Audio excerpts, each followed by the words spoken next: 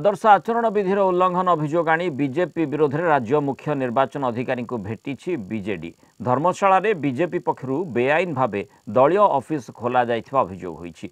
BJD पक्षरु अन्य एक अभियोग रे कहा जाइछि जे मयूरभंजर सारसकणा निर्वाचन मंडल बीजेपी प्रार्थी सरकारी कर्मचारी होइथिबा बेले निर्वाचन लढिबा नै सीओ को ठारे फेराद होईछि बीजेडी रो एक प्रतिनिधि दल।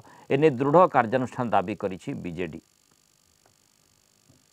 कि डॉक्टर मुर्मू अभी पर्यंत राज्य सरकार जो सीएचसी अच्छी से कार्यरत अच्छा अभी पर्यंत सरकारी कार्यरू से विरति नहीं नहांती।